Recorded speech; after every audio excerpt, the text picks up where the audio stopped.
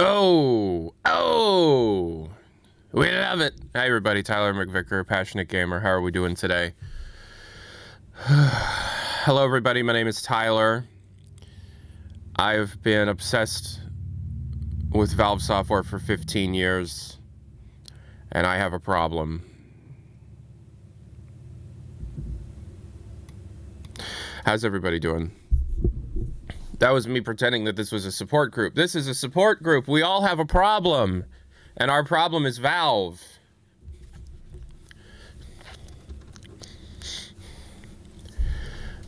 HopeCon 2 FTC listing thing happened? Yeah, HopeCon is for HLX, not the Steam frame. Hey everybody, Tyler McVicker, passionate gamer, your friendly neighborhood hype merchant, your piece of shit, your scumbag, you're a mentally deficient individual who's trying his best to heal, and sometimes you're getting in the way. I hope everybody's doing okay.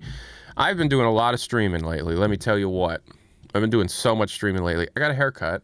I got a haircut so that Ty Vickers looked different than the way I looked normally. FCC. So I'm going to wait until at least 30 people tell me about the FCC. Otherwise, why would I talk about it? So that the FCC filing for the Steam frame has completed. This means that we have 120 days before the Steam frame has to be launched, or launched and given to the hands of the customers. Otherwise, they're going to have to refile with the FCC. Oh, that's why you look like a big baby. I look like a big baby because I shaved my face bald completely. I mean, it's already grown back some bit, but and I got a haircut. So FCC won't let me be. Yeah, so if in the Volvo channel on the Discord, if somebody could post the FCC related information so I can show it off on stream, but it doesn't really need to be that important. The FCC, so the FCC's filed. There you go. Does that mean it's today? No. With the FCC news, could we have a release date and price announcements on the 27th of July? No, because it's the 30th of July. So, no. But yeah, here's the basic filing here. Push that button, push this button. Here's the filing. Valve Corporation for a VR headset, certified. Where's the certification date? The last application date, literally yesterday. Here's all of the exhibits, all the tests they conducted on the individual thing. It's going to come out on the 27th of July, 2027. Is it today news? I mean, this does mean it could be today. This means that if Valve wanted to do it today, they are legally okay to do it today. But this also means that it could have been last week and they just couldn't ship it out to people until today.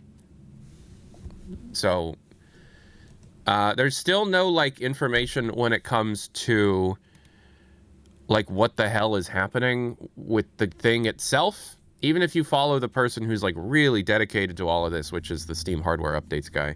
A bunch of games are getting verified or unverified, but games are getting pulled from verification. There are games that seemingly should be verified but aren't, such as The Lab, even though there's a different version of The Lab, I guess, even though that's unconfirmed, and people seem very confident about that. And from what I've heard, no, it would need to be a separate game that doesn't have the Source 2 builds. It would have to be all in. No. We got They Might Be Giants Instant Fan Club 2012 7-inch. We got the Avatars of They 7-inch. We got the They Might Be Giants for Kids 7-inch. And we got the this is the They Might Be Giants do 4 covers 7-inch. And then this is the They Might Be Giants Instant Fan Club for Kids 7-inch. Somebody's selling these on eBay and they shouldn't have been. They Might Be Giants have a secret fan club that if you're a part of, you're not supposed to talk about, or you get kicked out of the fan club, and you get exclusive songs on physical media. These 2 7-inch discs have songs that aren't anywhere else, which is really cool. But you need to have been a fan in 2012 and paid the $100 for the fan club. And somebody put it on eBay like an idiot. I must be thinking of some other band. What is that? These are These are 7-inch vinyl discs at 33 1/3 RPM. So these are EPs, so there's 4 songs on them. This needs cleaned. But I've not actually heard these songs because I wasn't in the Instant Fan Club in 2012.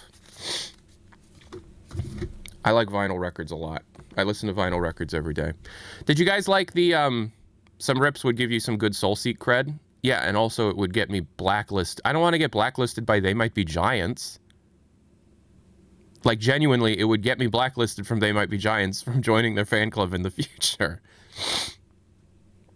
Like, they're, like, strict about that. I would like to be not on the bad side of They Might Be Giants. Discogs link? Yeah, I mean, these are on Discogs. They are there.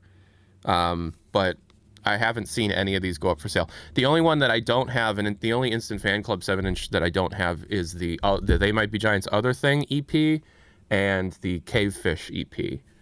I have ordered the Cavefish EP because there's like 18 of them on Discogs for some reason, but I can't find a copy of the Other Thing, which is the brass band. Anywho, I like that band a lot.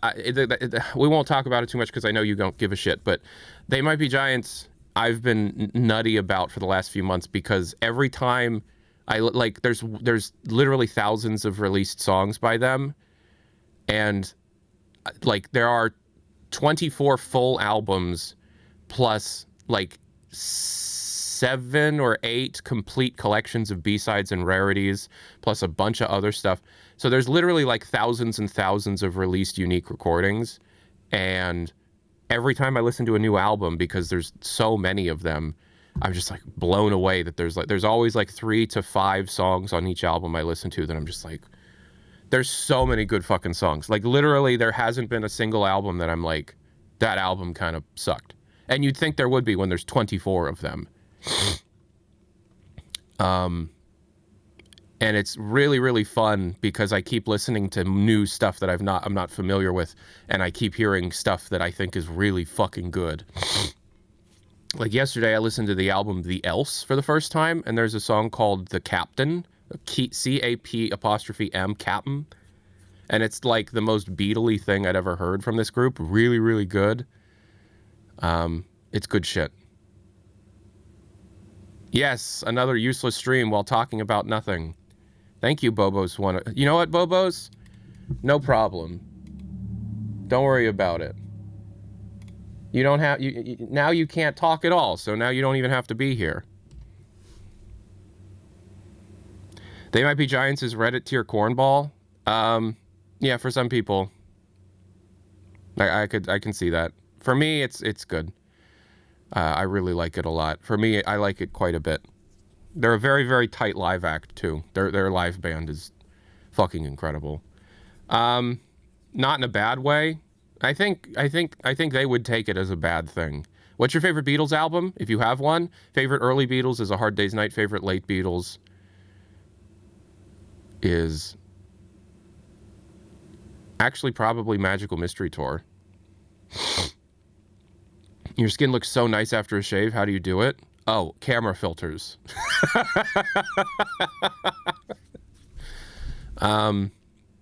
Yeah. That's actually a lie. I don't have a camera filter on, but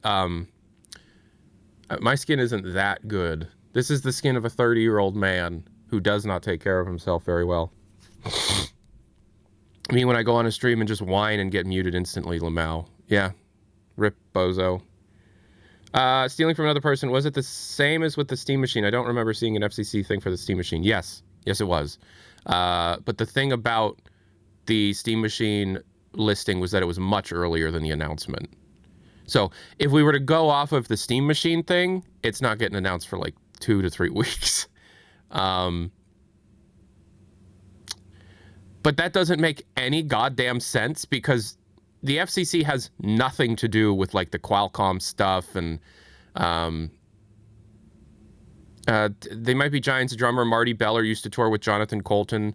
Yep, and the band is pretty often on the Joko Cruise, if not on every single one. So the Joko Cruise makes me a little uncomfortable because I know nerds, and nerds are very horny, and I have a feeling that the Joko Cruise is like the most upside-down pineapple bullshit that you could ever possibly imagine.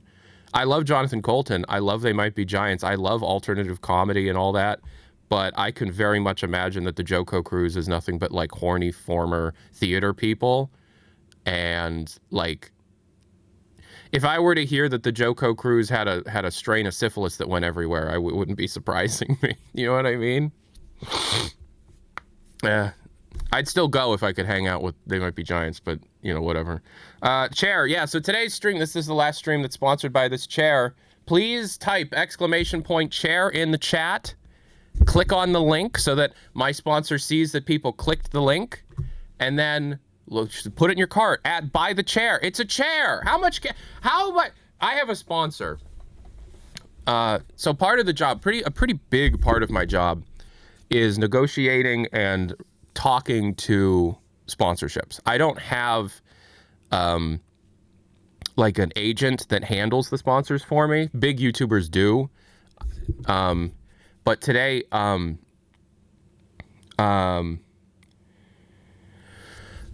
am I trying to say? I just woke up. I'm going to get myself a second cup of coffee, but like, I clicked on the link for you. Thank you. Add it to your cart. So a big part of my job, because I handle all this, I'm literally like a one-man band in many, many ways. Spizzy makes my thumbnails. Home makes my music. But I do pretty much everything, editing and uploading and PR and emailing and all that stuff. I don't have anybody. And so a big part of my job is emailing sponsors and taking cold emails from sponsors and cold emailing sponsorship agencies and things, and then trying to get, you know, people to pay me to make the videos. Trev Bob, thanks so much for the new Twitch Prime. Appreciate it. Also, Cat Husky with 3 months earlier. Appreciate it. Yeah, so also your wife does emotional support. Huge. Yeah, absolutely. I'm an insane person, and I'm very open about that. But sometimes I get offers to do paid content, sponsored content, that is, it's like they have, oh, that's why it's so dark in here. The other light isn't on. I was going to say, only one of my lights is on. Why hasn't it detected it?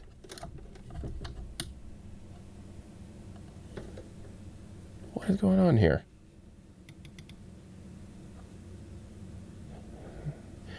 Sometimes if you have a VPN on, it won't detect it, but I don't have a VPN on right now.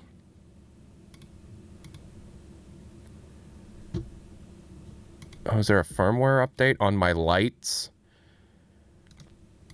All right, hold on. Anyway, so sometimes I'll talk to people. I'll get emails and offers from people that, there it goes. There you go. Sometimes I'll get emails and offers from people that come off as if they don't understand YouTube whatsoever. And the big thing that really annoys me is if they want to sponsor, the best thing you can do is a 30-second to 60-second promotional spot. This video is sponsored by blah, blah, blah. And people think, and they're like, you know, well, people just use, you know, the sponsor block thing and nobody will see it. And it's like, yeah, that's what you're competing against. You can't control that. If people don't want to see an ad, people aren't going to look at an ad. And so what some companies do is they're like, we want a dedicated video about our product. A lot of companies ask for that, and I almost always turn it down. Because it just annoys people, you know, and it clogs up your videos. But like, the thing about this is, like, there's a company that emailed me and offered me a really good amount of money. Like, you know, I'm getting a dog soon and shit's going to be very expensive. So the problem is, so I work with FlexiSpot. There's this other company that makes chairs that has been trying to get me to work with them. That's fine. I appreciate it. Jesus Christ. I work really hard. So this company is like, we do office chairs, and I'm like, I don't know, I might have a non-compete or something, and I doesn't look like I do, but it doesn't really matter. They want me to make a 7.5 long video about a chair.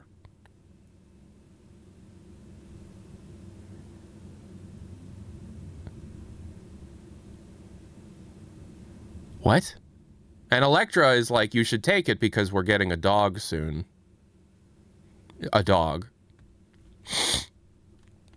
And that's expensive, so take whatever you can get, you know, because of the dog. And I'm like, but what the hell? Like 7 minutes where I'm talking about a chair?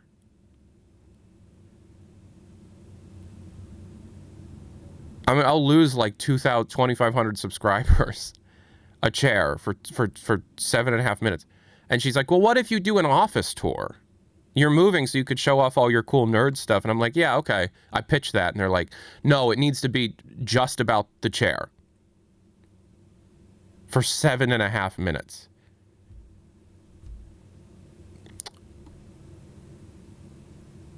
The problem is they're offering me an absurd amount of money to talk about a chair for 7.5 minutes. An amount of money that any of you would be like, I have to talk about a chair for 7.5 minutes and you're going to give me $1,000? Okay, so this chair is made out of plastic and metal, and it has wheels, and there you can sit on it. It can support up to 350 pounds if you want, and it's just okay. There's another company that wants me to do a dedicated video that I did say yes to because I was like, it's gaming related. And it's like, okay, I can do something for that. But the chair, I don't know about the chair. And then FlexiSpot, we're also going to be doing a bed ad. So they shipped me a bed. I put it in the barn in my parents' yard. I have a king-size bed frame, headboard and mattress that they just sent me. And that's the really weird thing, because sometimes sponsors what you have a relationship with won't tell you what your next ad is about, and then stuff will just show up.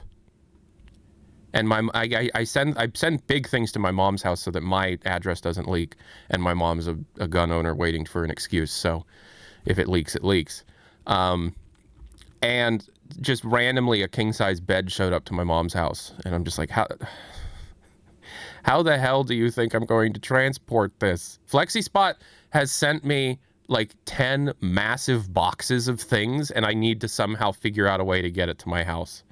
It's a little annoying. But FlexiSpot's today's sponsor, so why don't you, which video do I like to show? This one, right? Yeah. Doink. Watch this ad. Fuck you.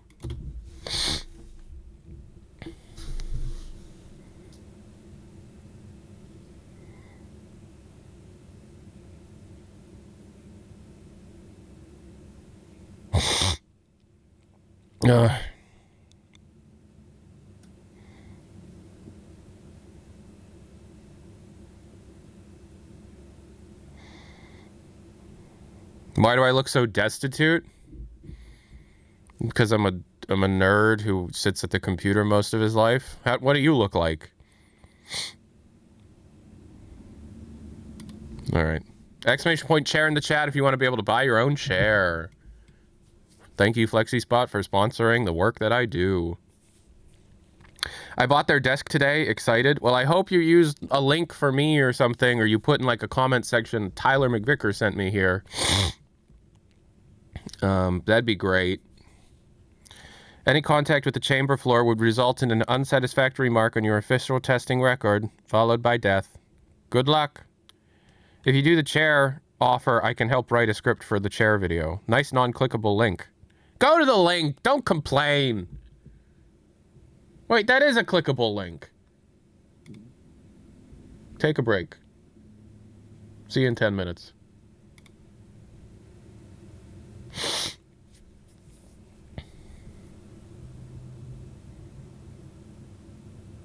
Okay, so here's what's going to happen. I'm going to go get a second cup of coffee, and then I'm going to use the bathroom because I woke up late and I haven't gone to the bathroom yet. And then I'm going to come back, and then we're going to do something. I don't know what, but it's not today. I don't know what the hell's going on with Valve. Non-clickable on mobile? Tyler in Northern Lion audit mode today. I don't know what that means. Tyler's feeding his caffeine addiction. It's coffee. It's not... Here's a fun fact. Would you rather drink coffee or Monster energy drinks? Which one is better for you?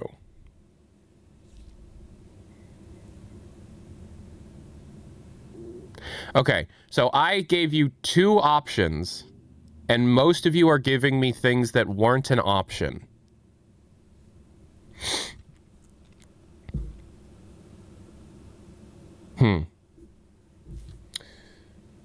That's incredibly annoying. I said, which one's better for you? Coffee? Literally, what I have here is I fill it up to like here with cold brew, like a blonde roast coffee, and then oat milk. And then I stir it. Is that healthier for me? Or should I still be drinking Monster Zero sugar?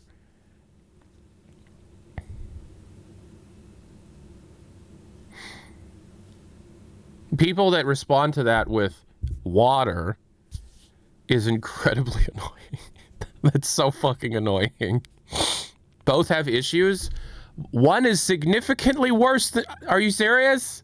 I was told by a doctor that my digestion problems aren't IBS. It's a sensitivity to the fake sugar they put in energy drinks. And after drinking coffee, it's like I've de-aged 8 years.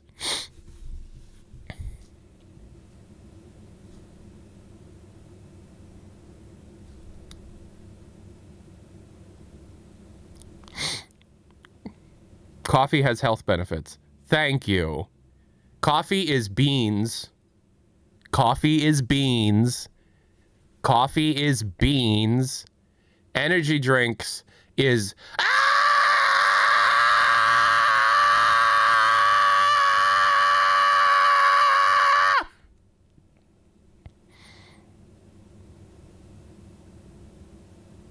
To be fair, I've recommended getting off energy drinks for like 4 years. I'm a doctor, by the way.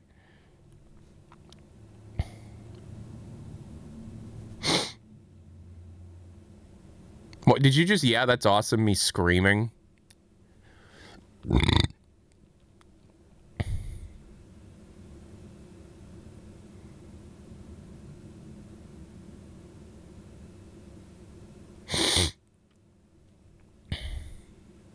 Noodle has, like, high production value money. Noodle has over 1 million subscribers and his videos get millions of views.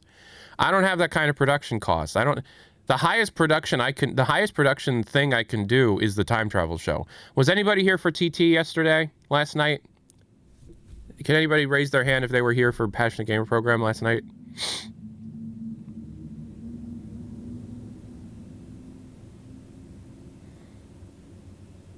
It's a good one. So we move soon. I need to get 3 more live episodes recorded and in the can before I move. So get ready to see a lot of it in a short period of time and then not see any of it for probably 8 months.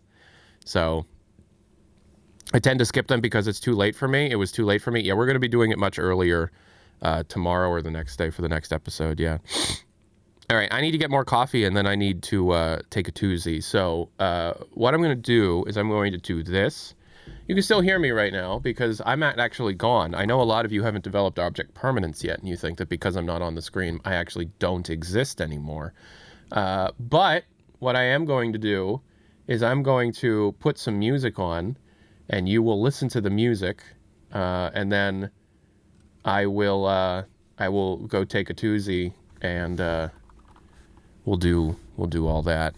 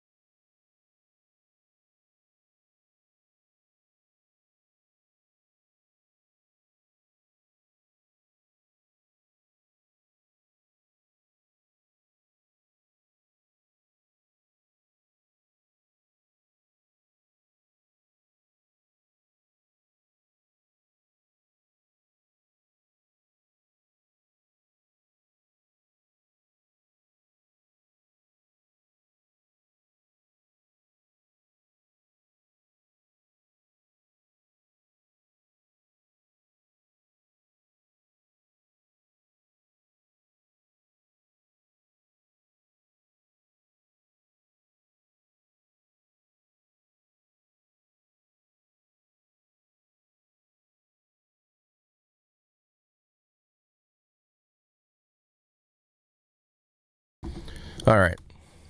Hello? Okay. Hello?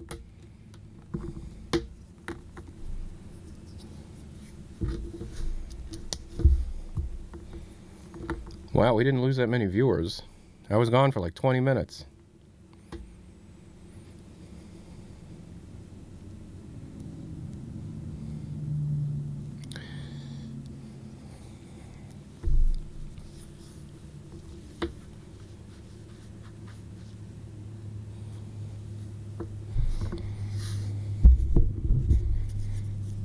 How's everybody doing?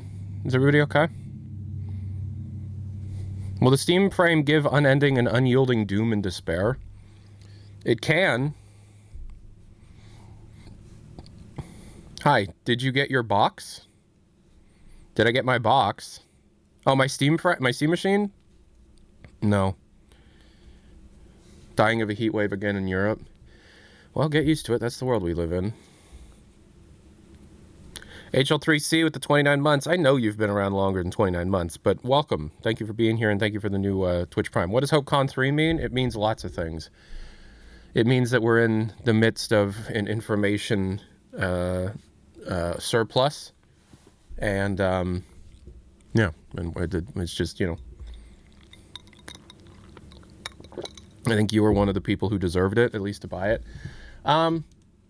I don't entirely agree. I think there are people that definitely deserve it more than me and definitely need it more than me. But let me check.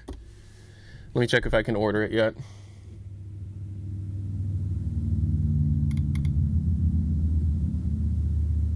No. Let me check the spam. Hi there, my name is Allison. You know my name. Now be a gentleman and tell me yours. I'm passionate about making every encounter special, always ready for something bold. I'm waiting for you behind the link. Click it and find out more. Also, rubber insulation for piping insulation. Good manager, dear manager, good day. This is Ryan. We specialize in high-performance rubber foam insulation for tubes, sheets, pipes, and valves. Right. No. No. Isn't it 98.6 normal body temp? It is. Yes, it is. But you're supposed to be able to regulate that heat by sweat, breath, that kind of stuff, you know? And if the outside temperature is too close to it, then you're not going to be able to actually regulate your temperature. If the frame was supposed to come out last week, wouldn't the FCC thing have gotten released earlier? Yeah, that doesn't make any fucking sense. This is the situation. I will explain it without any double talk or secrets or anything like that. I have spoken to developers, multiple developers, like 4 developers of VR titles and things, that told me late July. Valve has told us to have our stuff ready for late July, and that they told them that they would be announcing price and everything in late July. This FCC filing means that Valve couldn't have done that. Not until literally today or tomorrow. But they've already made delays in their rollout due to the Qualcomm pricing causing their profit margins to slip and having to rethink things. Because after the Qualcomm announcement, the developers were ghosted. But now it looks like they wouldn't have been able to do that anyway. This is one of those classic examples of Valve is actually really, really bad at keeping up with things that involve external people, even if the external partner is the fucking government. So the FCC thing is telling me that Valve doesn't know what they're doing at all. Like, they're really just like, oh, and then like, so here's the thing. Developers were told it would be announced late July by Valve Software. Do you know how fucking annoying that is for developers to have to like crunch to get something done in time for a deadline that isn't hit at all, and there's no communication about whether or not that deadline would be hit in the first place? Do you know how annoying that is to your developers, Valve?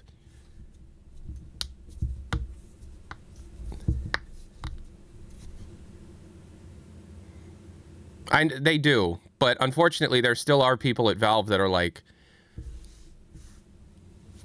Yeah, but we're Valve. They're lucky that we're even talking to them. Unfortunately, the Kool-Aid mentality that exists at Valve still exists at Valve. The time travel show last night was really fun. Yeah, it was. Thank you for being here. I should plug my phone back in.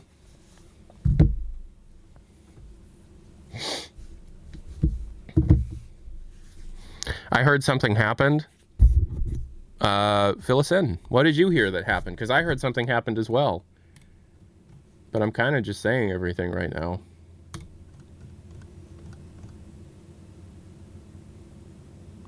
Would you mind explaining the Kool-Aid mentality? Sure. Okay. So, Valve is a company that treats itself like they're a monolith of the games industry. And in some ways they are. But Valve employees sometimes have this mentality of, well, because we are Valve, we can do no wrong. You know, because we are Valve, all of our decisions are the correct ones. There are people that kind of believe that, well, we're Valve, so we don't need to meet other people halfway. We're Valve. We don't need to change what we want to do just because it would help external people. External people are lucky to even interact with us because we are Valve. Like a holier than thou, everything will work out. Yes, exactly. Do we have any information on reviewers have their review units yet? So, this is not a confirmed thing. This is not a confirmed thing. But the rumors are that significantly fewer individuals are going to be sent review units, and some have been sent them, but because so many people were sent machine review units that the street date was broken, and it pretty much was an open secret when things were happening, the Steam frame review stuff is significantly fewer units, significantly fewer people. That's speculation, though. Yeah.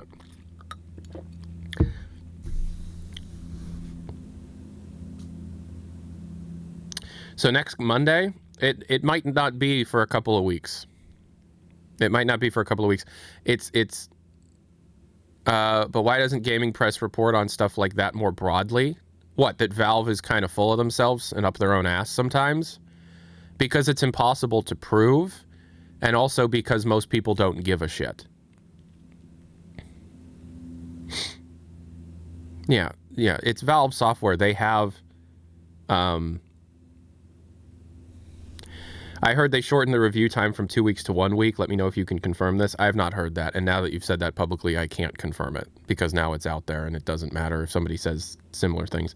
I've heard that there are fewer people that have access to the review units, but I have not heard that the review period was shortened. No. I'm just praying it's around $1,000. It will be more than that. So maybe pray for something else.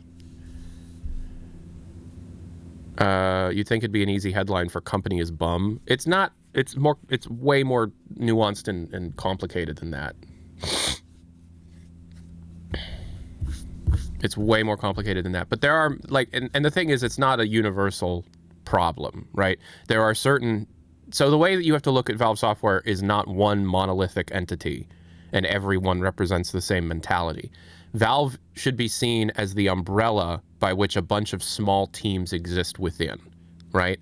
It's better to think of Valve, and I've said this hundreds of times at this point, as a conglomerate of multiple indie studios. You should think of Valve software as a building that houses multiple independent studios. Right? So, like, the Deadlock Dota 2 team is a certain studio. Call them the Dota 2 studios or whatever, right? The Steam team should be seen as Steam Studios. That's an entirely separate thing. The hardware team is its own thing. The Counter-Strike team does not exist. The HLX team is its own studio, right? Single-player studios or whatever. And historically, you usually see the same people kind of hover around the same studios all of the time. Like single-player people like Robin Walker, David Spayer, Dario retired, David Spayer, Kerry Davis, that kind of, those people will always kind of hover around their group, right? Ice Frog and Yoshi and, you know, and Eric Johnson and all those people will always be hovering around the Dota 2 studios, right?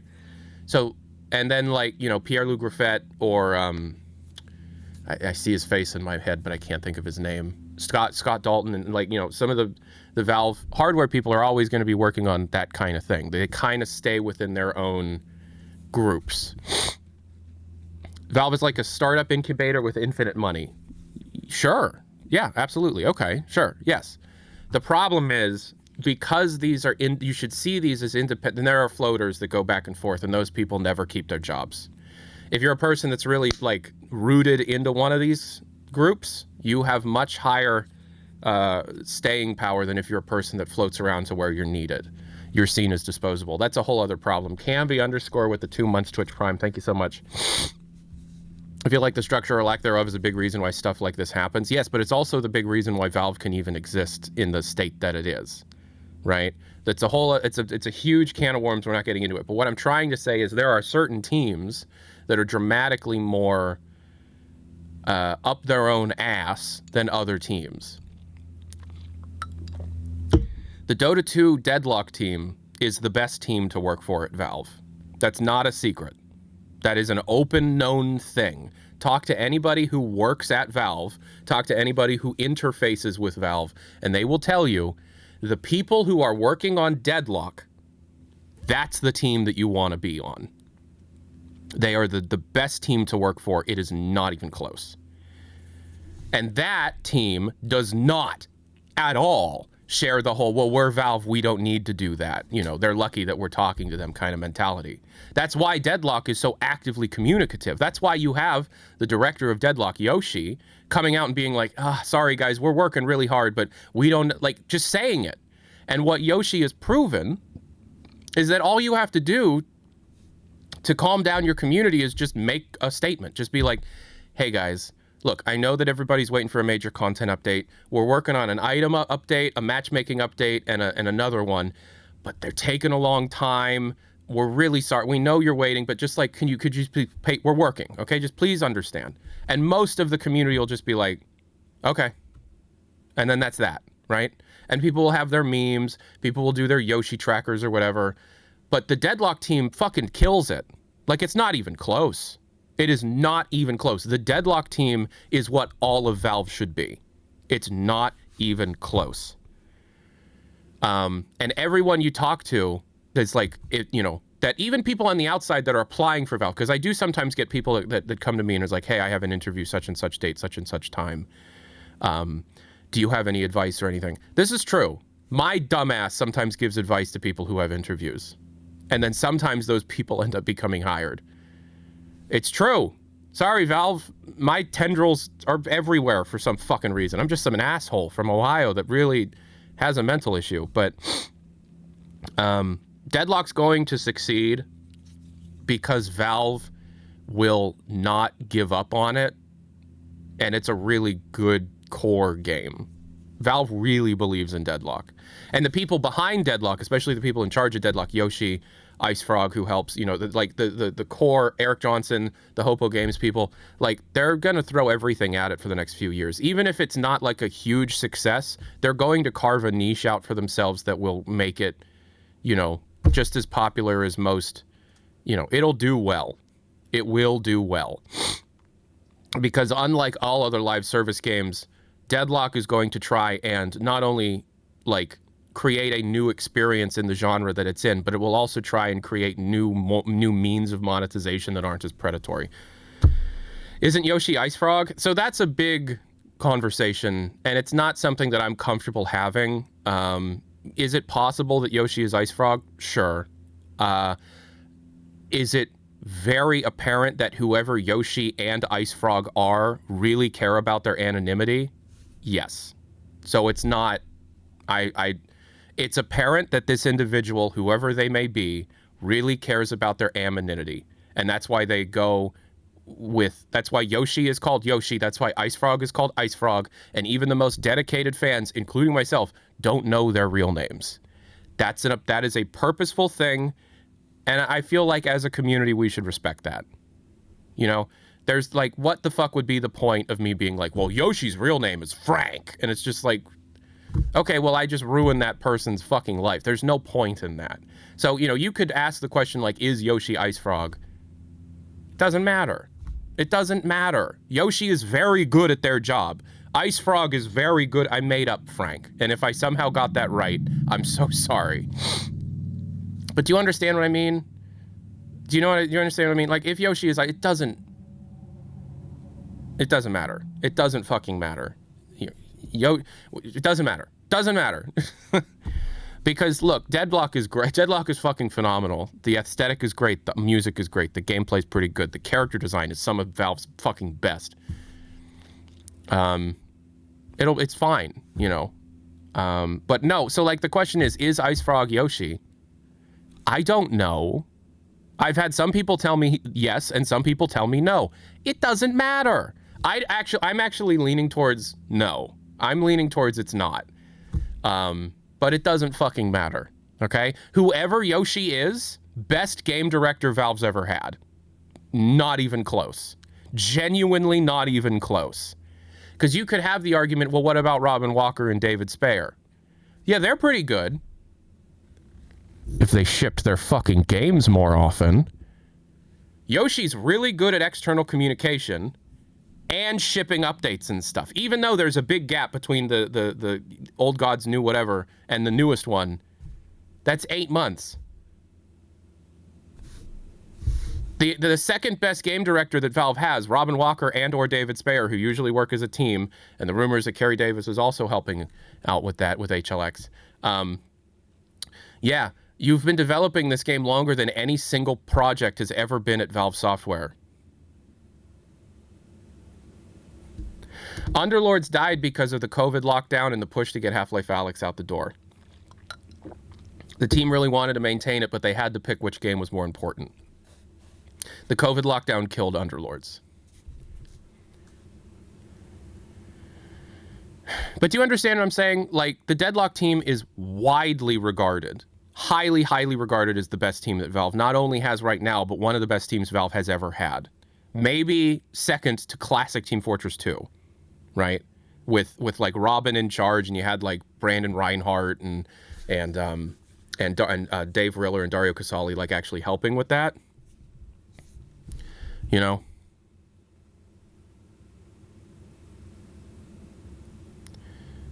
Yeah. So, yeah. I really liked Underlords. Real talk. I thought Underlords was one of my favorite things that Valve had done up until that point. Underlords came out before Half-Life Alyx, but I really liked Underlords a lot. Deadlock has like genuinely massive, massive potential. I'm very excited for the future of Deadlock. What I want out of Deadlock is not necessarily what everybody wants out of Deadlock, but I really like the casual mode type development for Deadlock. Because I played, so when Street Brawl came out, I think I played like 80 hours of Street Brawl. That's all I did was just play Street Brawl, and I played McGinnis, Page, and Dynamo, and it was so much fucking fun. That's so much fun.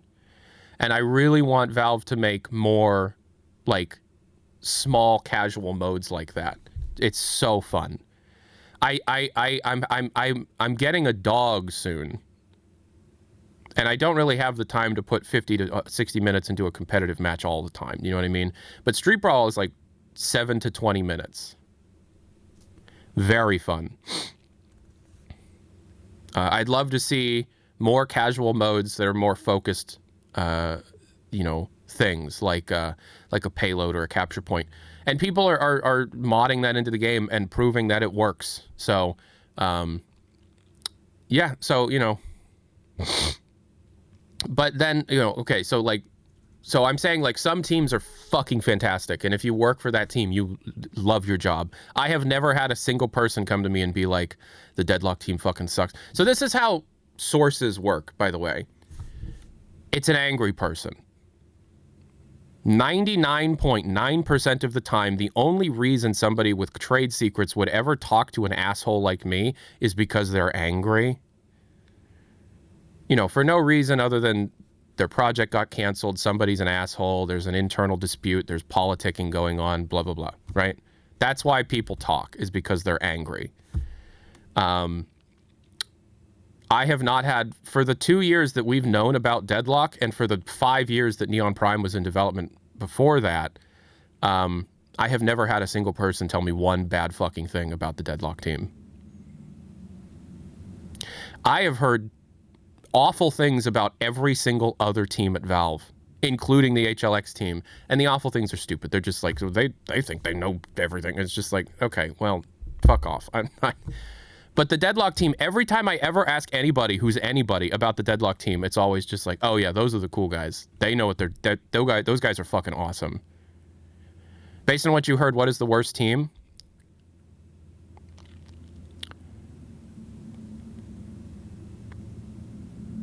That's pretty obvious.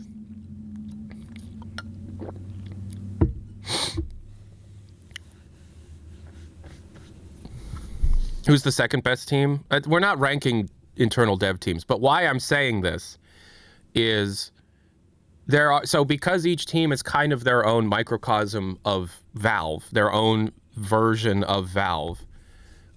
Certain teams like the Deadlock team are not up their own ass. They are super humble for who they are, big name game developers making a game that's going to be huge. And they're super communicative. They're very down to earth. They understand their flaws. They understand that just because they're Valve doesn't mean they're making the right decision. They can own up to mistakes publicly. They're the best team at Valve and one of my favorite development teams in the entire industry.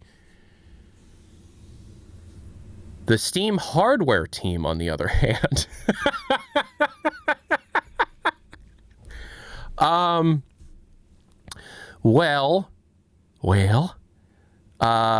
they're not awful. They're very smart people. They know what they're doing.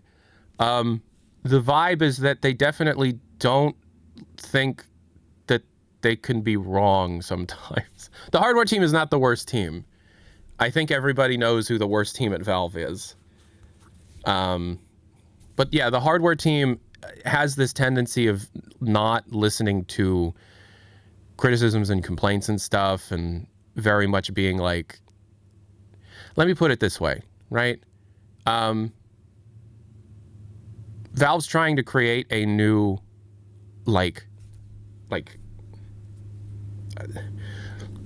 another platform that VR developers have to support. This ARM-based Lepton build. And Valve isn't really making any software themselves. It's just this whole thing. Like, whoever at Valve still believes in VR, it doesn't seem to take others' opinions about the industry. It's very strange. It's very strange.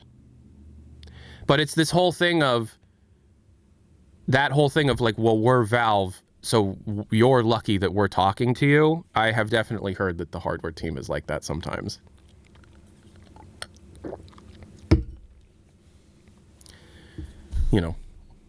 The Team Fortress team, phenomenal people. All old people, but phenomenal people. Other than Jill. I'm sorry, Jill, but all old people. And then the HLX team are also very good people, but I hear probably the most neurotic of the teams. But that, you expect that. The HLX team, from what I hear, is very like, is it good enough? Is it good enough? Is it good enough? What do you think of this? Oh, right, okay. Oh, yeah, I'll fix it. And then,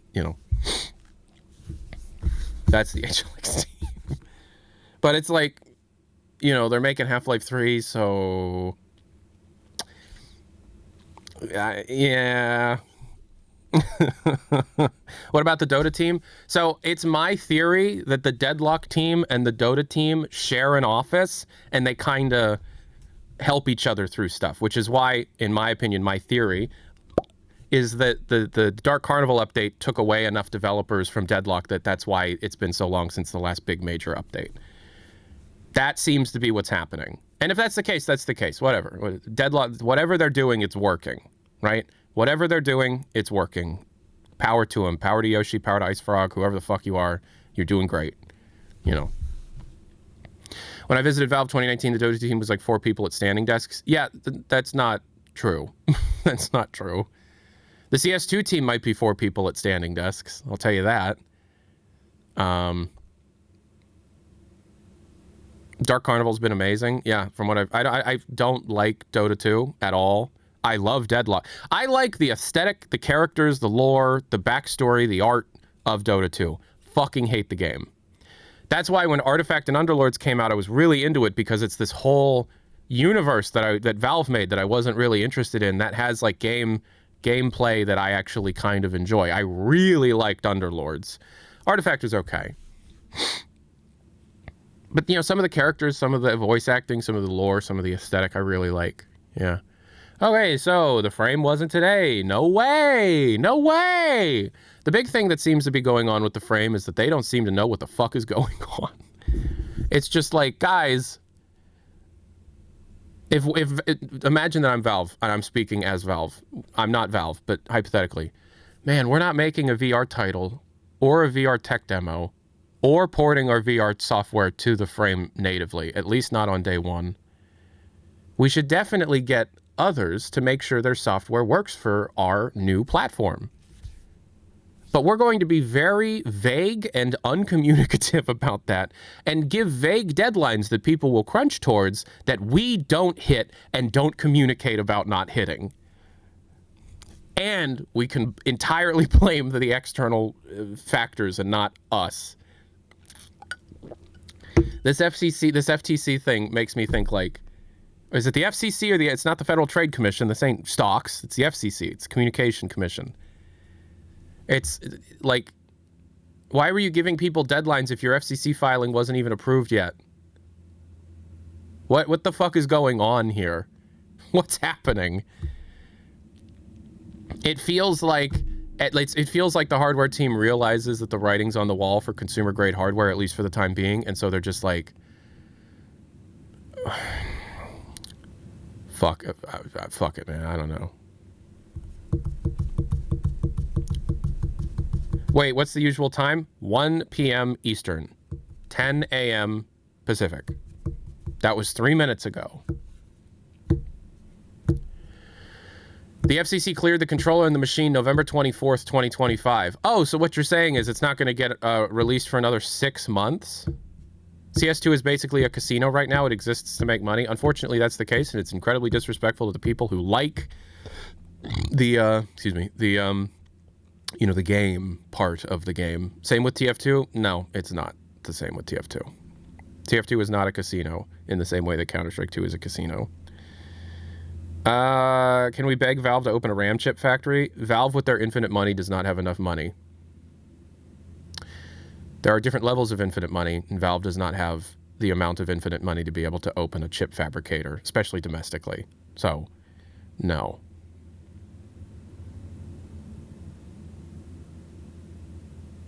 Yeah, China isn't even fully there yet. They will be. They absolutely, mark my words, China will be manufacturing RAM chips and SSD chips better than the domestic partners will, you know, absolutely. And then we'll make them illegal.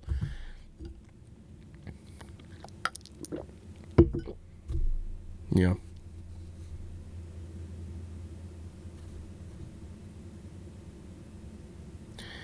And they still won't be cheap? No, they're still going to have to play into the marketplace unless they want to destroy. I don't know. We don't know what they're going to do. I'm not, this is not an orb.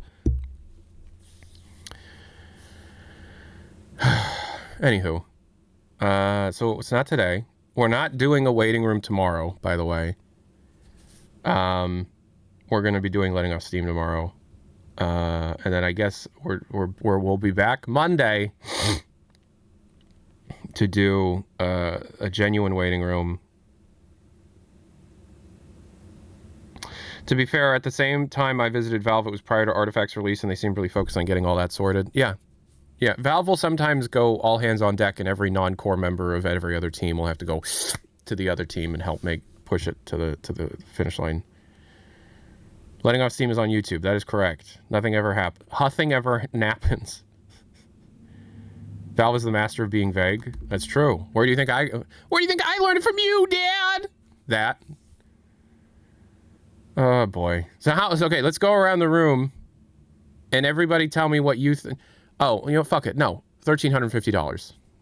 Are you willing to pay $1,350 for a VR headset? $11.99. $11.99 is probably okay.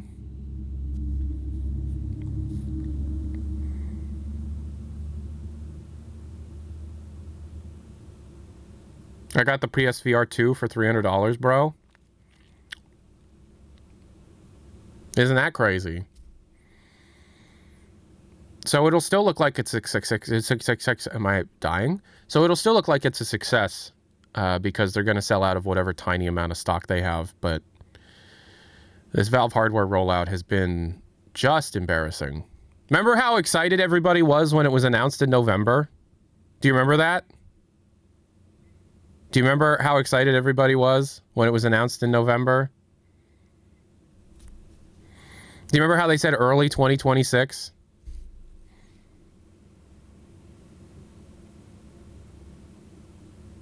Good times.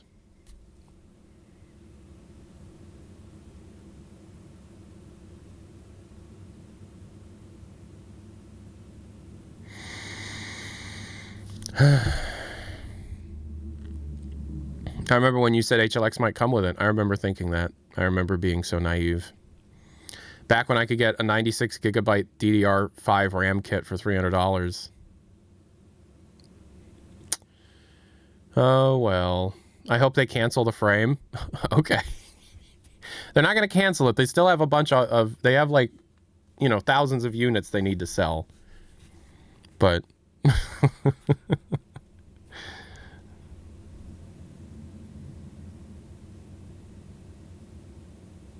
And it was really good, though. HLX is a flagship title for the machine. Yeah.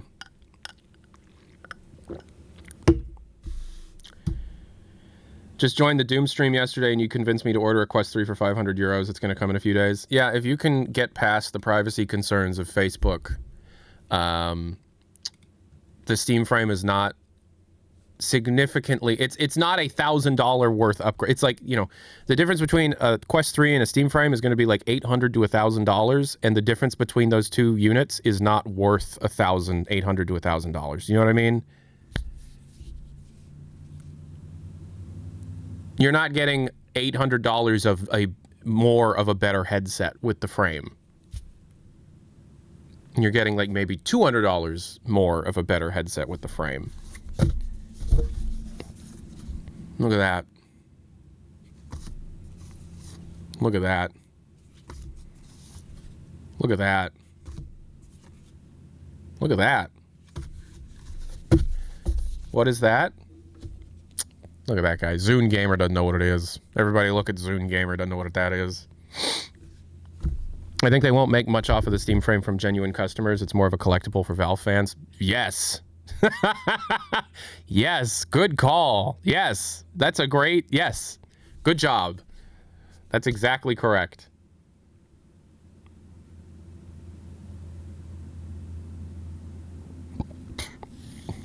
There's not a better alternative on the market that doesn't have Meta's major issues, so it's pretty worth the price. Okay, so Tomato, here's the big question then. What game are people buying the Steam frame for? What game can you only experience best on the Steam frame?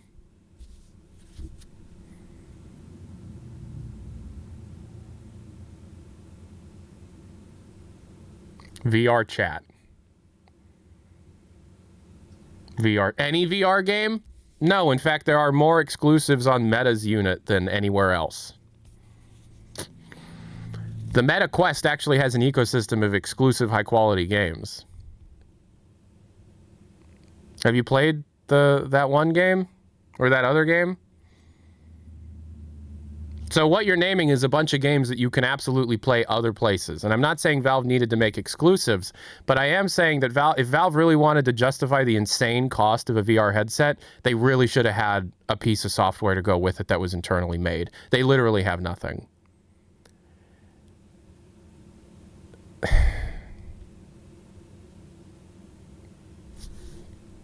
And there are some really, really good games on the Meta Quest 3. Like, I'm not even joking. What was that one game? I played the whole thing, and it was really good. It was like bundled with the Quest 3 when I bought it.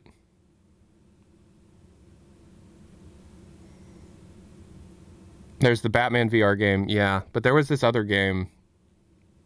Yeah, that RPG game. That game was great. Asgard's Wrath 2, that's right. They closed that studio down. It was one of the best VR games I ever played, but they closed that studio down. You got Resident Evil 4 VRs. You got Metro VR is on PC. Metro VR is on PC, and it's not very good from what I've heard. So hasn't Valve sort of done the NASA angle of outsourcing the game stuff to other devs? Yeah, but no one's developing like a game specifically for the frame. All you have are people porting their existing products to the Frame's ecosystem. That's all that's happening. Yet? No, it's not going to happen. Like there's not enough. So like, okay, you could make the argument that maybe there are some developers that were like, okay, we should make a Frame because look at how excited people are for the Frame. And now they're like, why the fuck would we develop an exclusive Frame game? No one's going to be able to get a Frame. Even the people that can afford the crazy price of the Frame, which I stand by is way too much fucking money for what it is. How many people are going to have a Steam Frame? 15,000 at most? And so it's like, okay, well, I'll get the Steam Frame to play VR chat. You mean the game that's on literally every other VR platform? 50,000? No. No. No. No. No. They do not have 50,000 Steam Frame units ready. No. No.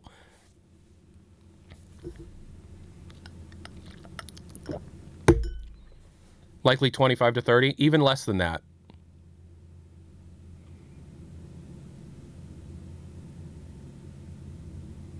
People buying the Steam Frame just to keep on playing VR chat is funny as fuck. So there's nothing. If people are buying the Steam Frame for VR chat, there is nothing. There's nothing that the Steam Frame can do that makes VR chat any better than any other VR device. In fact, it's probably going to fuck up your whole thing because, like, don't VR chat players like to use a bunch of, like, fancy tracking and stuff? Doesn't it have eye tracking? Steam Frame did not invent eye tracking. Eye tracking's existed for a very long time. It has built-in eye tracking in an attachment slot, my guy. Okay. Okay, spend the $1,500 then. Okay, so I guess the people are going to spend the money. So the selling point of the Steam Frame is you can show other people in VR chat where your eyes are pointed. Oh, okay. A market leader, that does not create. It's also for optimization. There are 60,000 Steam Frame units available to be sold in the United States based on the math that people have. 60,000 units.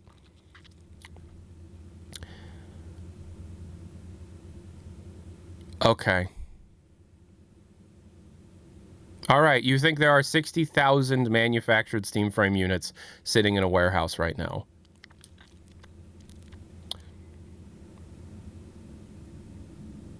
Okay.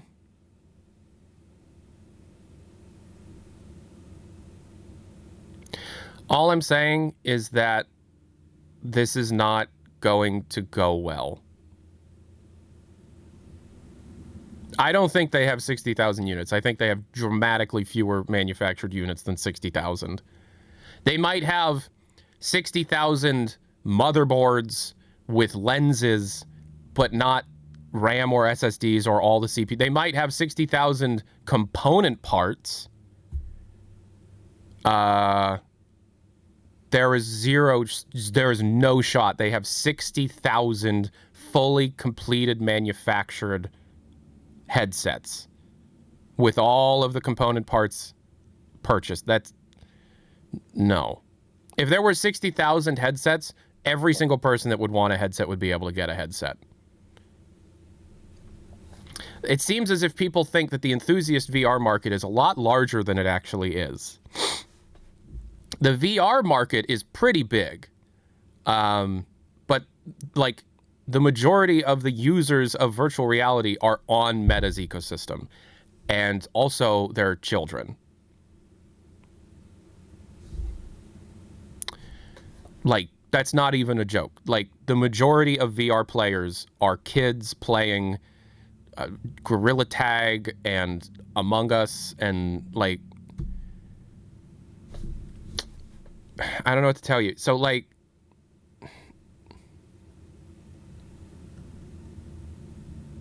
can you play Steam games? Yeah, you can play Steam games on the Quest. Yes, that is part of it. But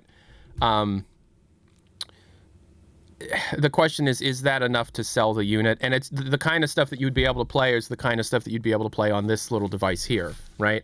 So the Ein Thor, the version of the Ein Thor I got, the Max or whatever, has almost the exact same internal component parts as the Steam frame. Same Qualcomm chip, same amount of RAM, all that stuff, right? And you can play with FEX translation Steam games on this. And it's really, really good for indie games. For 3D games, less so. How much did this cost me? I bought it before the first price thing. This was $399 when I bought it. The price has exploded since.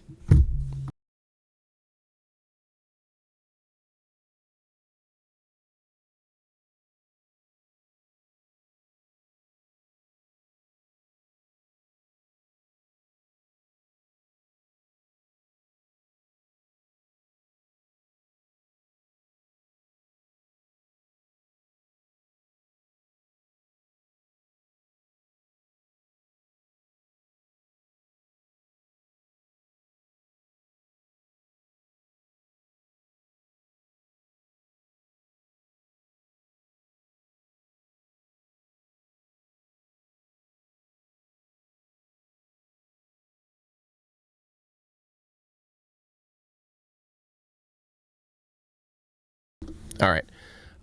Sorry, phone call. Yeah. Tyler, is it true that Gabe Newell has an M&M wall on his yacht, or did I dream that? I think you dreamed that. Is there anything about the Steam frame releasing that you're excited about? Yeah, I mean, look, I think for my content creation situation, the Steam frame has positives. You know, foveated streaming, for example.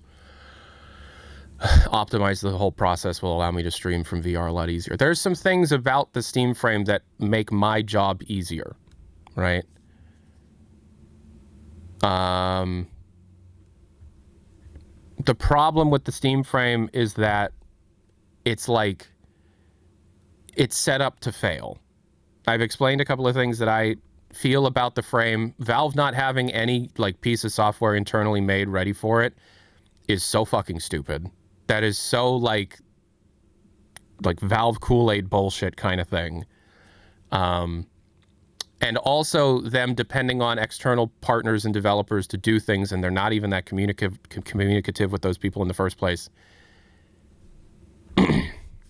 Not good. And then also just the rollout and how fucking shitty and how awful they're handling the roll is just bad, you know.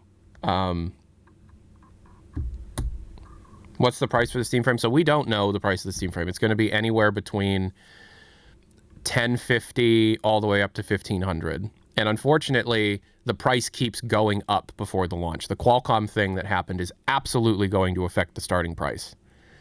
And could have been one of the reasons why we haven't seen it announced yet, because it effectively removes any profit margin that they had before announcement. But we've talked about that for a long time at this point. Do you think there's a lack of first-party title would be less of an issue if the price were more reasonable? 1,000%. 1,000%. Samsung Galaxy phones just went up $300. Jesus Christ. I've been running the same iPhone 11 Pro since before I got the phone before COVID lockdown. And I've been holding off on upgrading, but I feel like I probably should just upgrade before the prices of everything goes nuts. Because Electra has like an XR. Like, we haven't upgraded our phones in a long time. We're very like cheap people. We should probably upgrade our phones. Frame is not the big product. What are you smoking? No, the big product was the machine. And the machine is not doing well because they can't make enough machines to sell to the people that want machines. I still have a Samsung Galaxy S10. I'm genuinely going to keep this phone until it literally won't hold a charge anymore because I'm kind of a cheapskate like that.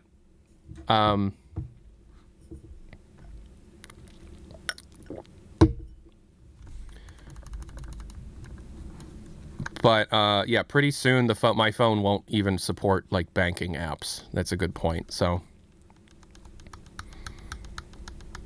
the worst part of the hardware team is that they won't learn from their mistakes because they'll blame it all on the market. And they should blame 75% of their failure on the market.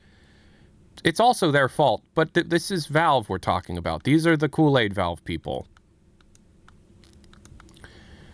So what are you going to do?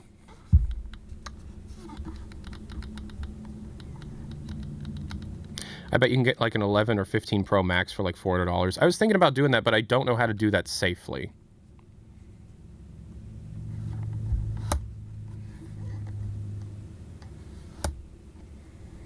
Can you change the battery when that happens? Yeah, I guess. They were planning on not shipping a game long before the Rampocalypse. That is true. It's better just not to risk getting a stolen phone. Yeah. I think what I'll do is just try and buy a phone off of a family member, you know.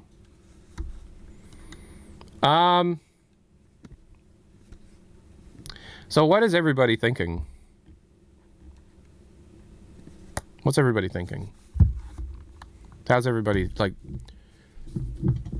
I don't know how people feel about my doom and gloom on the Steam frame. I'm still going to try and buy the Steam frame, but I doubt that I'm not going to be able to buy it. I have the money for both pieces of hardware because of you. Thank you so much. But I literally have to win a lottery to have opportunity to even give money to Valve. Checking again. Do I have the email? No, but I did get an email from Casey.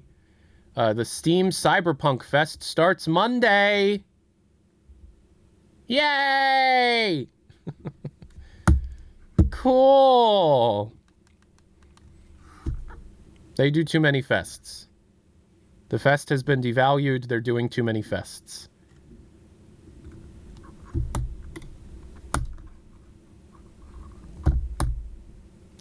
The environment not being meta alone is effectively my main interest, but the main or the make or break buy or no buy is the streaming capabilities are decent enough.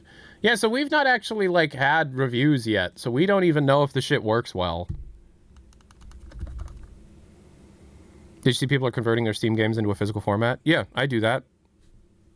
Every game that I own on Steam, all 3,200 of them, I have downloaded and locally backed up. Whenever I buy a game, I download a copy and I back it up locally.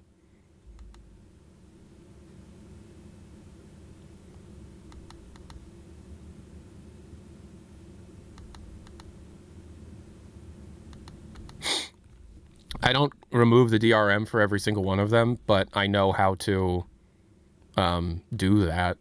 You know, like, how do you do that? You just, how much space does that take up? A lot.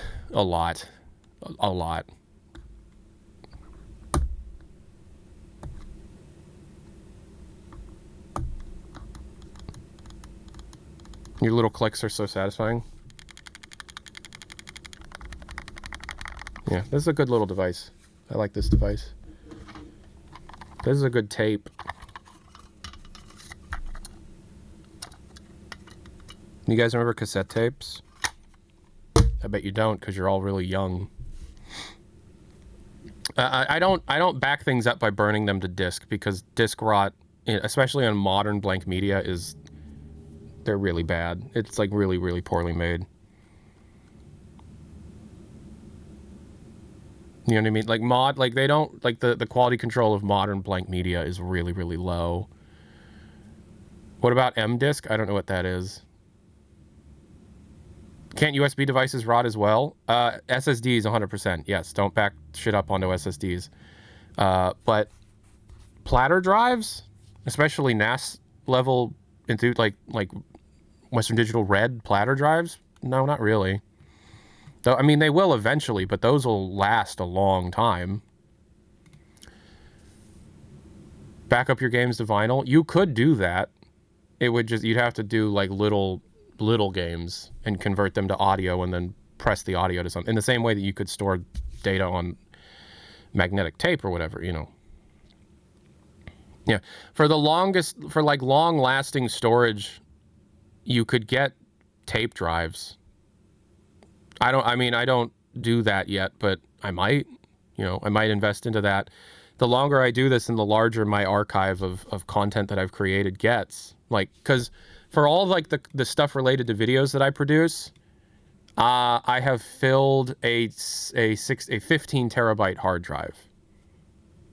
I have a full 15 terabyte hard drive with all the raw audio from every video I've ever recorded, all the raw video from like sponsors or me on camera type stuff, every rendered video, every version of every rendered video, every script, every asset pack, all the recordings of things like assets and stuff. I don't record my streams. That would take up way too much stuff. Why? In case I need to reference an old mirror that drive, I have 2 copies of that drive. If you have 1, you have none. If you have 2, you have 1. Yeah, but I have thought about long-term tape storage. I have thought about doing that. Do you compress your data? No, I do not. No, I'm not 3 Clicks Philip. Have 3? It's way too expensive now. I used to buy like a 10 to 16 terabyte drive every year, right? And that would be like $190 to $250. It is not anymore, unfortunately. So, do I still watch any Valve game content? Oh, yes. Oh, yeah. I watched Shunik for Team Fortress 2. Germa played TF2. That was fucking incredible. I can't believe that happened. But there's this other guy I've been watching a lot, and I can't think of the name, and I want to be polite and shout them out properly. Who's this guy? CMD Riley SV 4000. That's a mouthful. CMDR Riley SV. CMDR Riley SV. That's my favorite Valve creator right now. Tape is great for archival, but you really need to know what you're doing and can build your own systems. A lot of the software isn't the best for personal use, in my opinion. The best time to try NAS storage for backup was like a year ago, and that's when I bought my NAS. It was December of last year. And so now I have a box sitting over there with like 100 terabytes. It cost me $400 for all the drives and the thing, which was a lot of money, and I felt embarrassed spending it. But then I looked, and now it's like $2,000 to do the same thing. Yeah. Like I said, I bought 64 gigabytes for this computer for like $190 last year. So, which NAS? So it's not actually a NAS. It's it's an offline storage. I use a Mac Mini as the computer. Yeah, I bought a Mac Mini 3 weeks before OpenClaw. I talked about this yesterday, but I did buy a Mac Mini 3 weeks before OpenClaw dropped.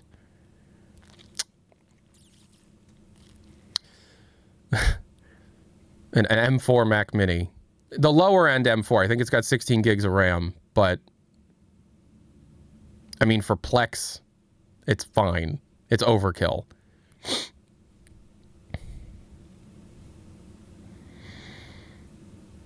You 100% know something. What do I know?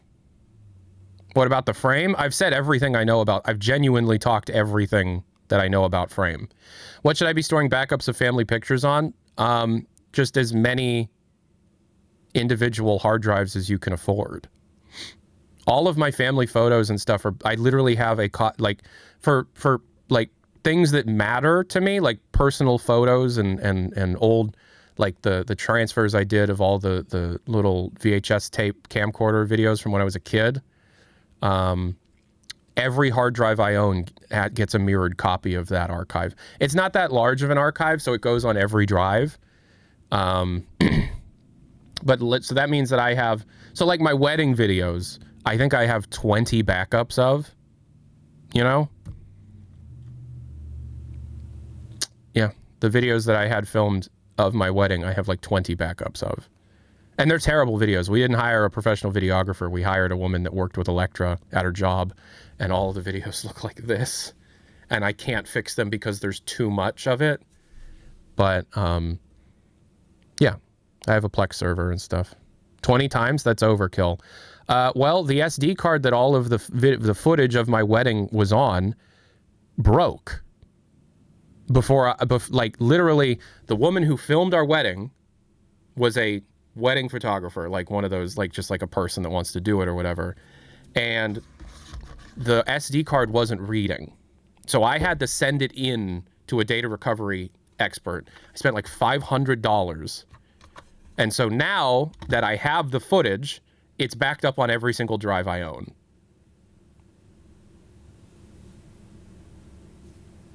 Make sure you have an offsite backup too. I have a one of those Western Digital hard drive, like external hard drives, the blue ones, in a safety deposit box at my bank, with the wedding videos and like the you know, what RAID for 100 terabytes? No RAID. No RAID. It's 420. It's like four. It's not I'm exaggerating. It's not 100. It's like 76 or something. Each drive is a recurrent mirror of each drive. So in reality, it's like 20 unique terabytes, you know. You need to boot them every few years, otherwise they lose data. They're literally always on, but they have energy. So like all of the things that need to be like possible to, you know, they're in rest mode and they're only active when somebody accesses a file, but that they're all connected to a Plex server, which is connected to my local network, and I also share it with my family. Oh, they mean the deposit, the safety deposit pot? Yeah. Well, I pick it up what I'll do is I'll pick it up every couple of months, and I'll update it to contain all current photos, my current cloud backups and stuff, yeah. Data preservation is very important. What's the purpose of these waiting rooms? You hope to catch the announcements live or just to call your streams that way? It's to be able to catch the announcement live. Yeah. Yep. Tape drives of the future? It seems like it might be, yeah. Was the shave for yesterday's time travel stream? Yes, it was. Yeah. And we're going to be doing a couple more of those. Are you planning on doing waiting rooms next week? Definitely for Monday. I don't know how much more after that I'm going to be doing this, because it's a little boring for me. Valve kind of smells bad. Yes, they do. What's the next game on time travel? I don't know. I don't actually know. We played Zax last episode with Unreal Tournament 99. And then also, what was the other? River World? We played River World. Just some terrible games. I think the next game we're going to play... I don't know. I don't know yet. We'll figure it out.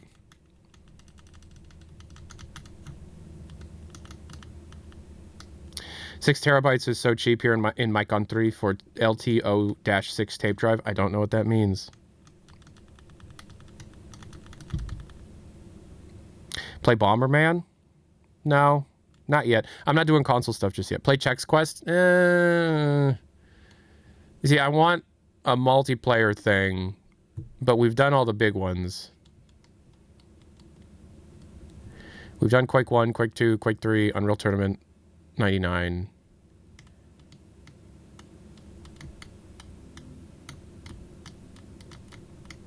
Yeah, that 8-year-old with the grown adult man voice. Someone in your chat said that the Riverworld copy is worth over $650. Is that remotely true? Let's find out.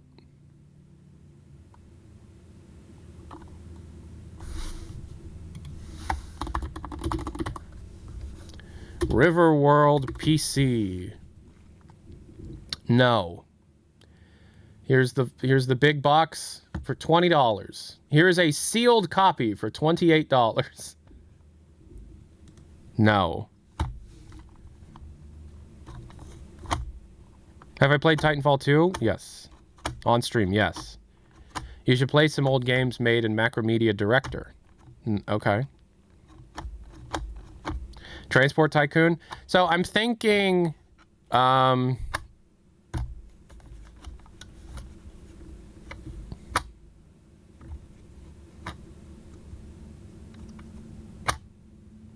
I don't know. I'm thinking about maybe like AoE 2 or StarCraft, maybe. Do you prefer for viewers to stay in character for time travel show, or do you find it fun when people try and mess with the time elements of the show? I like when people mess with the time element, but not too much. If it's too much, I will skip your email. Like, it ruins the thing, right? But, Tyler, check Discord. Somebody made something amazing. Oh, you've got to be fucking kidding me. Okay. Right. Right. Okay.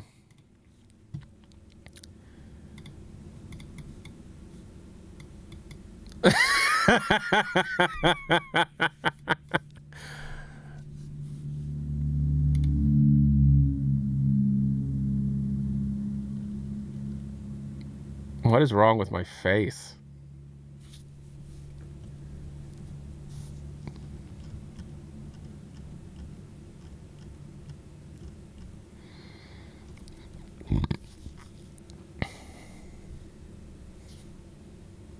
Why the chin? Because that's what my chin looks like. You got the chin correct. How I have like a weird pouch right here. Like, you got it correctly. But like, my eyes seem wrong. I mean, that's pretty good.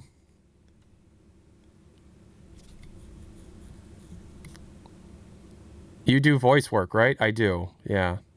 You made my hat, though. It's actually like mesh. It's not solid. It's mesh right here. That's really funny.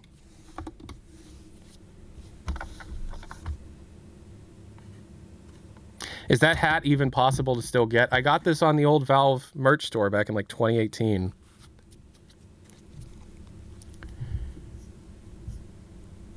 How the heck did they even make that hat? I don't know. Tyler, check out Guggy. Yeah, all right. So I guess Gug Clicker got a big update. So I'm going to show you what they did to Gug Clicker. Oh, it's not out yet? Gug Clicker's, the Clippy thing is... Okay. Well, here's Gug Clicker. It has gotten an update. There's some new post-game stuff.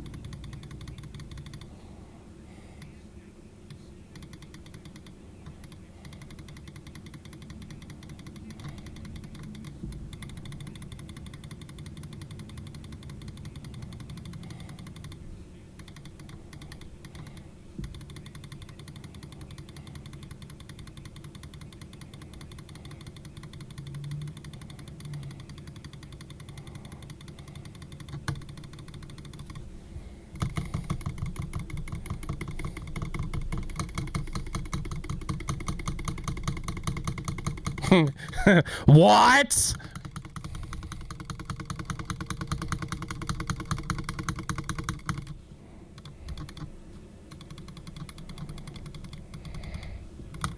I love that you can hear the disappointment of the artifact announcement. It cuts through.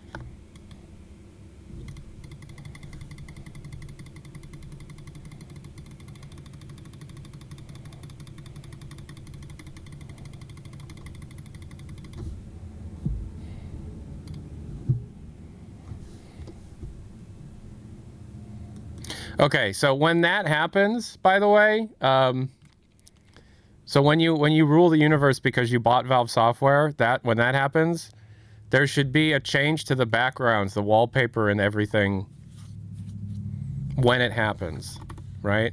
So like if you can somehow time a change to the background to not be beige anymore, so that when it goes like that, like when he goes 1, 2, 3, 4, switch the background to have Gug cans like crisscrossing in the background of the screen, right? Like have it celebrate Gug. You own everything. Gabe Newell's head's floating around.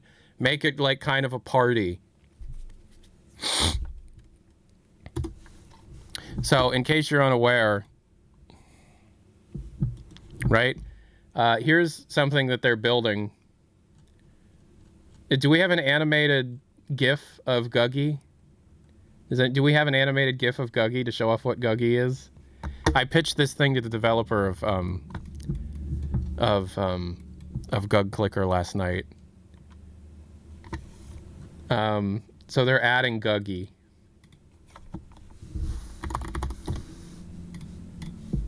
You guys want to see what Guggy is?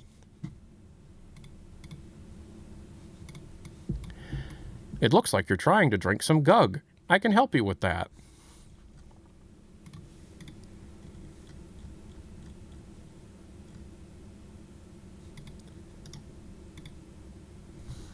I hope Guggy is like has little animations, but I bet that's way too difficult, huh? Like this I pitched Guggy. Would you like assistance opening a portal to Zen? He has multiple little animations. Can you please give me a GIF of one of his cute little animations, please?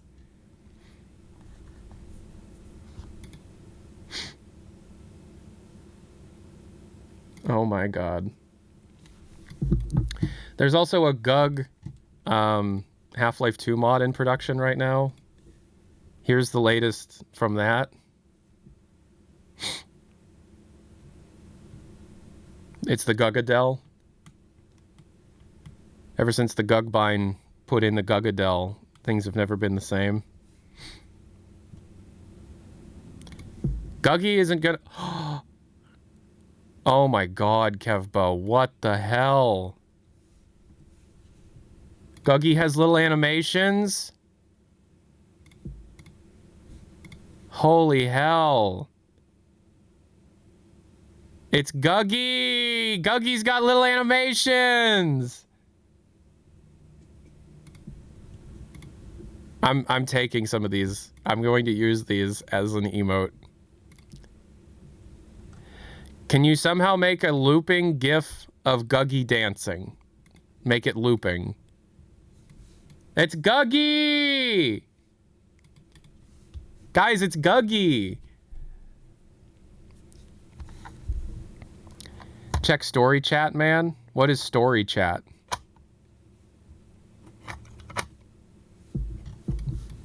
What's story chat? Oh, super chat. Okay. Why make a frame waiting room now? Is there a reason? Well, there was, and now there's not.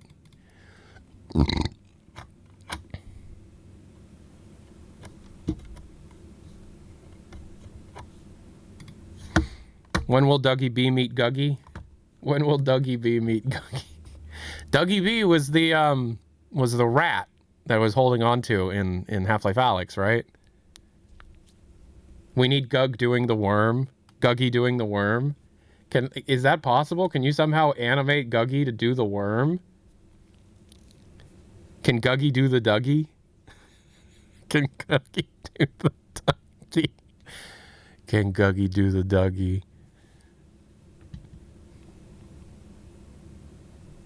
500 Gugs. I still watch that part of Alyx. It's so funny. What, where I give the dead rat a cigarette butt? Yeah, I'm pretty funny.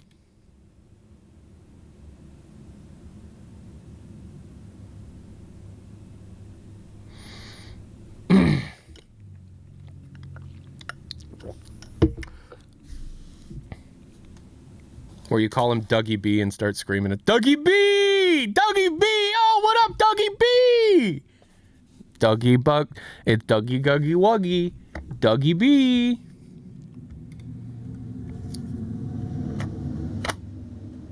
$500 Gugs. 500 Guggerettes. Gug. Gug.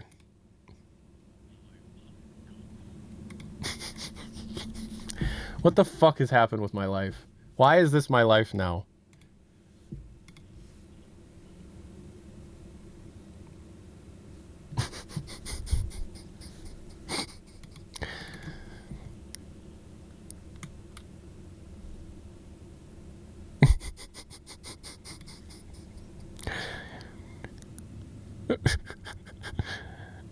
That's 500. That's 500 guns.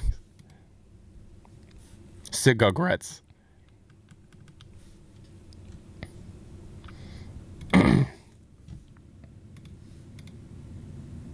Cigarettes. Cigarettes. Cigarettes. 500 Gugs. Cigarettes.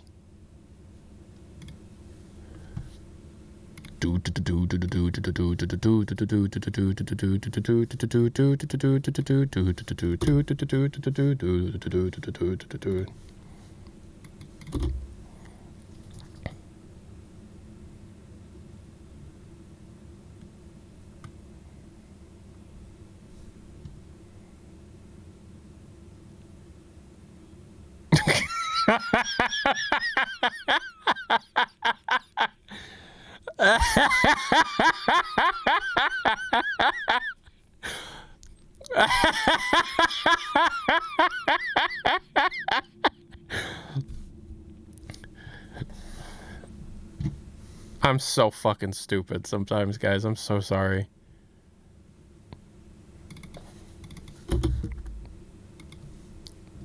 This is the only thing Electra thinks that I've ever done that's funny.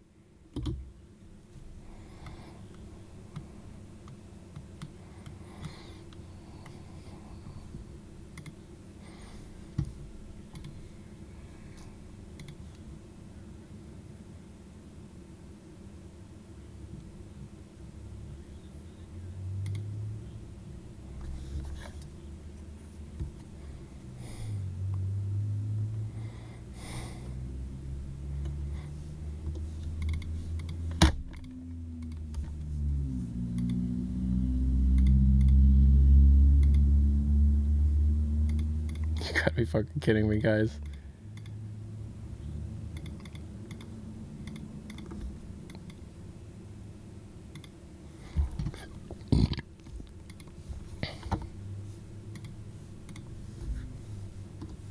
This is just posted on the Discord.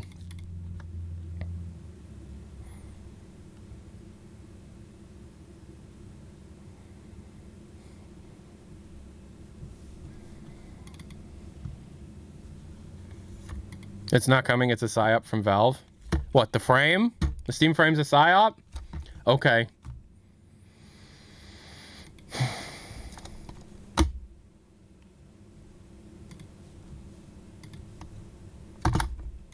Doug.